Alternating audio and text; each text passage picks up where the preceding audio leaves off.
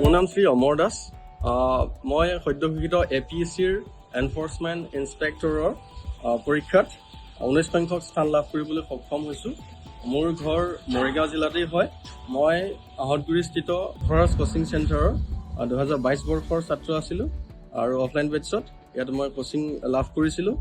আৰু এই ব্যৱস্থা, যি কোচিং ব্যৱস্থা সম্পূৰ্ণ বিনামূলীয়া আছিলে আৰু এই বিনামূলীয়াকৈ আমাৰ অসম চৰকাৰৰ কেবিনেট মন্ত্ৰী মাননীয় বিজু হাজৰিকা ডাঙৰীয়াই এই অঞ্চলটো, মৰিগাঁও, নগাঁও, এই অঞ্চলটো, সমগ্ৰ অঞ্চলটো ইউথসকলৰ, যুৱকসকলৰ ভৱিষ্যতৰ কাৰণে যি সপোন ৰচিছে, ভিজন তেওঁ ৰাখিছে, তাৰ কাৰণে তেওঁৰ ওচৰত কৃতজ্ঞতা জ্ঞাপন কৰিছোঁ, যাতে আগন্তুক দিনত তেওঁ এই অঞ্চলৰ যুৱকসকলৰ যি সপোন বাস্তৱায়িত কৰিবৰ কাৰণে, বিশেষকৈ APSC CC পৰীক্ষাত অৱতীৰ্ণ হৈ যাতে এই অঞ্চলটোৰ গৌৰৱ কঢ়িয়াই আনিব পাৰে, নিজৰ সপোন বাস্তৱায়িত কৰিব পাৰে, তাৰ কাৰণে এই CSAP IS একাডেমীৰ দৰে গুণগত কোচিং ইনষ্টিটিউটত জড়িত আমাৰ ৰাজদীপ লেখাৰু ছাৰ, জেপুল ছাৰৰ দৰে গুণগত শিক্ষক প্ৰদান কৰি আৰু এই অঞ্চলটোৰ যাতে শৈক্ষিক দিশত যুৱ সমাজৰ বিকাশৰ কাৰণে, তেওঁলোকৰ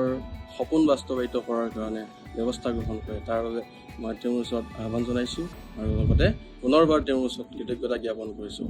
এই বিনামূলীয়াভাৱে তেওঁ আমাৰ এই ৰসৰাজ কোচিং চেণ্টাৰ নামৰ যিটো চেণ্টাৰ আহতগুৰিস্থিত, এই চেণ্টাৰটোৰ জৰিয়তে আমাক যি গাইডেঞ্চ প্ৰদান কৰিলে CSAP IS একাডেমীৰ জৰিয়তে, তাৰ কাৰণে মই তেওঁৰ ওচৰত কৃতজ্ঞতা জ্ঞাপন কৰিছোঁ।